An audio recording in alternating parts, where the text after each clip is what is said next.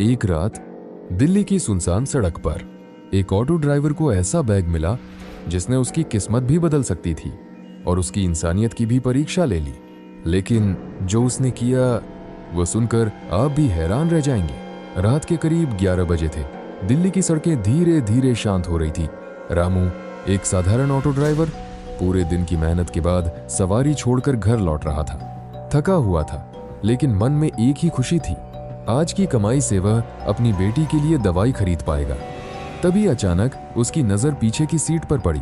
एक काला बैग। रामू ने ऑटो रोका। दिल तेजी से धड़क रहा था। ये बैग किसका है? उसने धीरे से बैग खोला और जैसे ही अंदर देखा उसकी आंखें फैल गईं। बैग में थे लाखों रुपये और कुछ जरूरी कागज। कुछ पल के लिए इसमें जैसे रुक गया। रामू के मन में कई सवाल उठने लगे। अगर ये पैसे मैं रख लूं तो मेरी सारी परेशानी खत्म हो सकती है। उसकी बेटी की दवाई, घर का किराया, सब ठीक हो सकता था। लेकिन फिर उसे अपने पिता की एक बात याद आई। बेटा, गरीब होना गलत नहीं, लेकिन बेईमान होना गलत है। रामू चुप हो गया। उसने गहरी सांस ली और ऑटो स्टार्ट कर दिया। रामू सीधे नजदीकी पुलिस स्टेशन पहुंचा।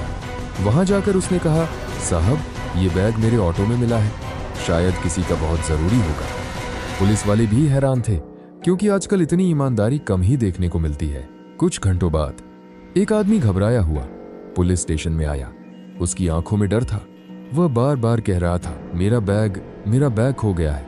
जब पुलिस ने उसे बैग दिखाया तो उसकी आंखों में आंसू आ गए। उसने कहा, इन पैसों से मेरी बेटी का ऑपरेशन होना था। पूरा कमरा शांत हो गया। वह आदमी रामू के पास आया और उसके हाथ पकड़ लिए। भाई, तुमने आज मेरी दुनिया बचा ली। धीरे धीरे यह खबर पूरे इलाके में फैल गई। लोग रामू की ईमानदारी की तारीफ करने लगे। कुछ लोगों ने मिलकर उसकी बेटी के इलाज में भी मदद की और उस रात रामू घर लौटा।